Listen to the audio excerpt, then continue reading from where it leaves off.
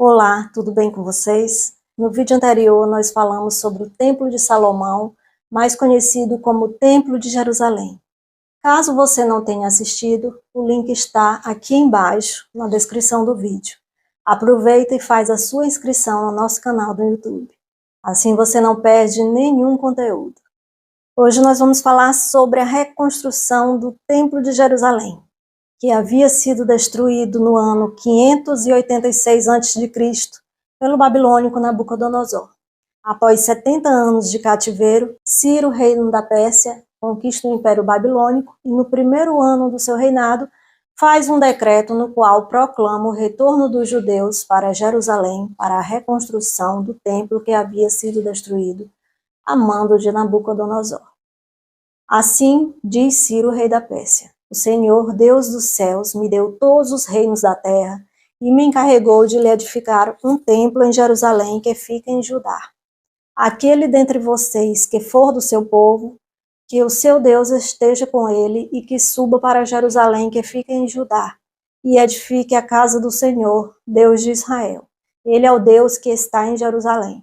Todo aquele que restar, seja qual for o lugar em que habita, que os homens desse lugar o ajudem com prata, ouro, bens e gado, além das dádivas voluntárias para a casa de Deus em Jerusalém. Esdras 1, de 2 a 4. Ciro entregou esse decreto a Sesbazar, príncipe de Judá, juntamente com os utensílios do templo de Jerusalém, que haviam sido levados para a Babilônia. Esses utensílios estavam no templo dos deuses de Nabucodonosor. Eis o número deles: 30 bacias de ouro, 1000 bacias de prata, 29 facas, 30 taças de ouro, 410 taças de prata de menor qualidade e 1000 outros objetos. Todos os utensílios de ouro e de prata foram 5.400. Sesbazar levou todos esses utensílios consigo quando os exilados voltaram da Babilônia para Jerusalém. Esdras 1, de 9 a 11. O retorno dos judeus foi liderado pelos sacerdotes Zorobabel, Jesuá, Neemias, Seraías, Relaías, Mordecai, Bilzam, Mispá, Bigvai, Eum, Maná, que lideraram a primeira leva de sacerdotes levitas dos filhos de Israel. Estão livres. Podem partir para Jerusalém no momento que quiserem.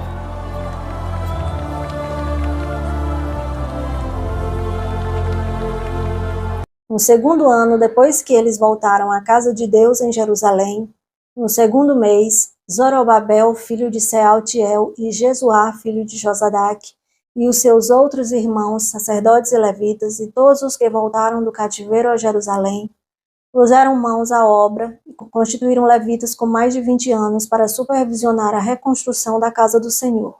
Esdras 3, 8. No sétimo ano do reinado de Artaxerxes, por volta de 445 a.C., o rei publicou outro decreto, liberando uma segunda leva para Jerusalém e entregou ao escriba e sacerdote Esdras, que era da descendência levítica de Arão. Esdras foi quem comandou o retorno dos filhos de Israel, dos sacerdotes, dos levitas, dos cantores, dos porteiros e dos servidores do templo. Artaxerxes, rei dos reis, ao sacerdote Esdras: escriba da lei do Deus do céu, paz perfeita.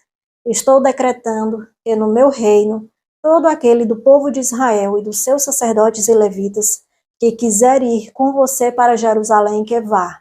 Você está sendo autorizado pelo rei e os seus 7 conselheiros para fazer uma averiguação em Judá e em Jerusalém, segundo a lei do seu Deus, a qual está em suas mãos.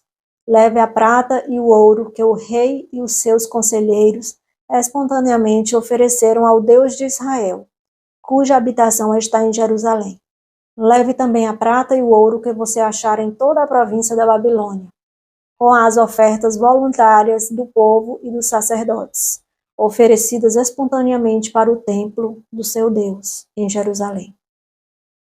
Empregue esse dinheiro com diligência e compre novilhos, carneiros, cordeiros, com as suas ofertas de cereais e as suas libações, para oferecer sobre o altar do templo do seu Deus em Jerusalém.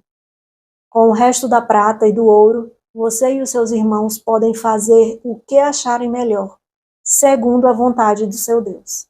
e os utensílios que lhe foram dados para o serviço da casa do seu Deus, restitua-os diante de Deus, de Jerusalém. E tudo mais que for necessário para o templo do seu Deus, e que você tiver que providenciar, será pago pela casa dos tesouros do rei.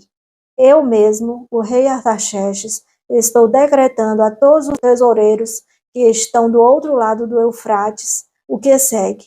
Entreguem diligentemente tudo o que o sacerdote Esdras, escriba da lei do Deus do céu, solicitar, até 3.400 quilos de prata, 10.000 quilos de trigo, 2.000 litros de vinho, 2.000 litros de azeite e sal à vontade.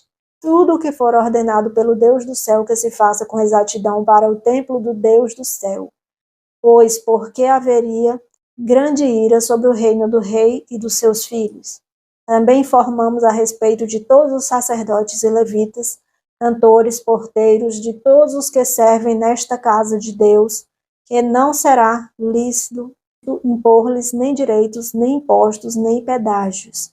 E você, Esdras, conforme a sabedoria que o seu Deus lhe deu, nomeie magistrados e juízes que julguem todo o povo que está na região do outro lado do Eufrates, isto é, todos os que conhecem as leis do seu Deus, e que elas sejam ensinadas aos que não as conhecem.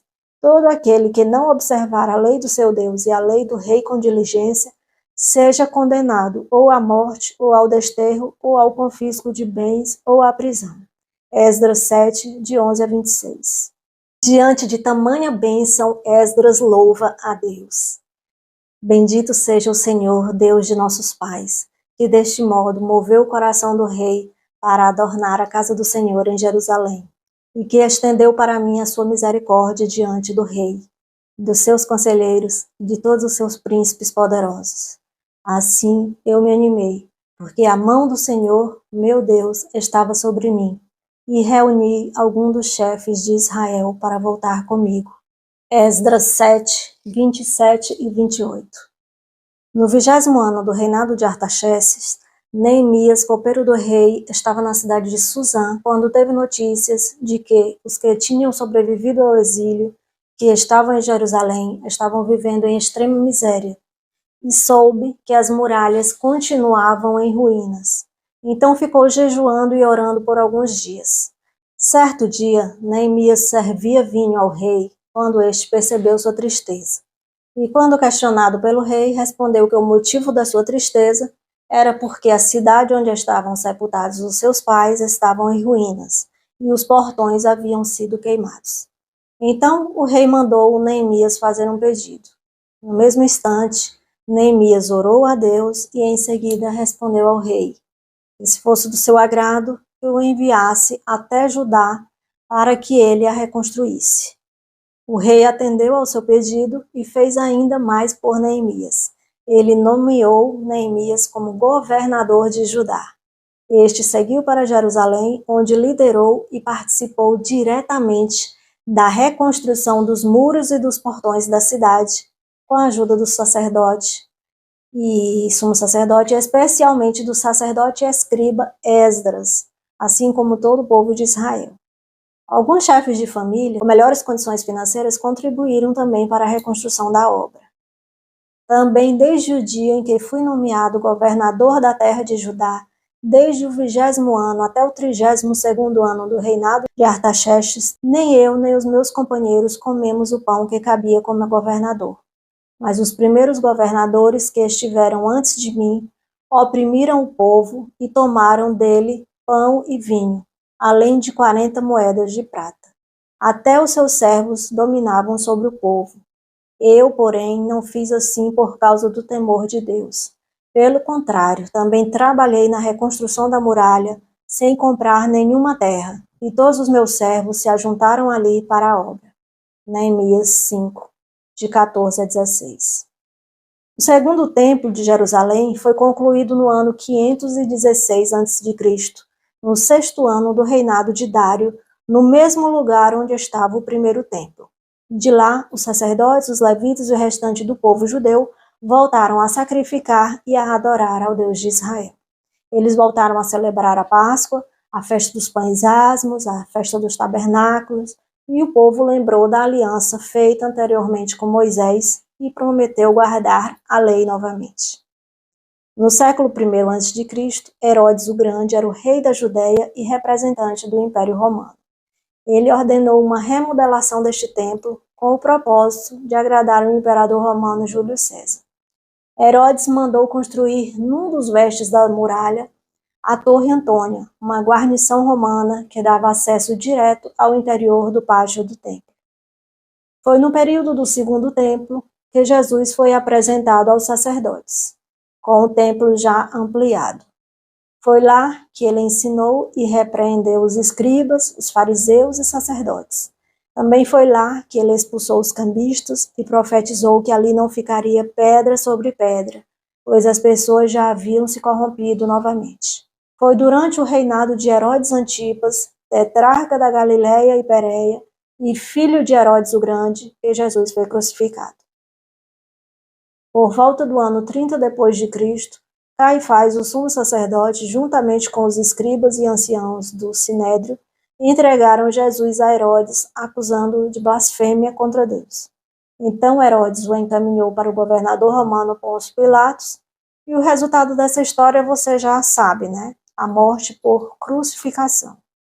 A Bíblia relata que no dia da sua morte, o véu do templo se rasgou de cima a baixo. Veio para o que era seu e os seus não o receberam. Mas a todos quanto o receberam, deu-lhes o poder de serem feitos filhos de Deus, a saber, aos que creem no seu nome, os quais não nasceram do sangue, nem da vontade da carne, nem da vontade do homem, mas de Deus. João 1, 11 e 12. E Deus o nomeou sumo sacerdote segundo a ordem de Melquisedeque. Hebreus 5:10.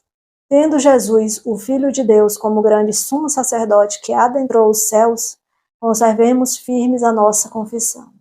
Hebreus 4:14. Após a morte terrena de Jesus, os sucessores de Caifás e do sacerdócio levítico continuaram realizando seus rituais diários no templo, até que no ano 70 depois de Cristo, o templo, as muralhas e as cidades foram novamente destruídas, só que dessa vez pelo Império Romano, depois da grande revolta judaica contra o domínio romano.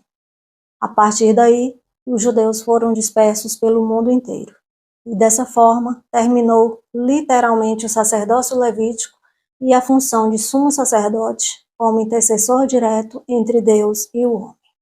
No lugar onde estava localizado o segundo templo, foi construído o Domo da Rocha, um santuário de adoração construído pelos islâmicos em 691 d.C. Hoje, o que restou do segundo templo foi apenas uma parte do muro ocidental, onde vemos muitos judeus e pessoas do mundo inteiro realizando suas orações e colocando seus pedidos nesse muro. A expectativa para o futuro é da reconstrução de um terceiro templo, no mesmo lugar onde hoje está situado o Domo da Rocha. Mas esse é assunto para o próximo vídeo. Até lá. Porque não há distinção entre judeu e grego, uma vez que o mesmo é o Senhor de todos, rico para com todos os que o invocam, porque todo aquele que invocar o nome do Senhor será salvo. Romanos 10, 12 e 13. Um plano para salvar, um pacto para selar, silêncio no céu. Resgate, salvação, encheu seu coração, ele nem hesitou.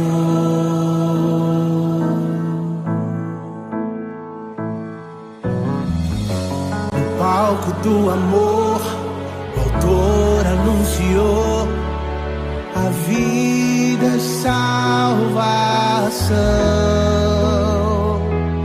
Tudo que ele fez foi obedecer.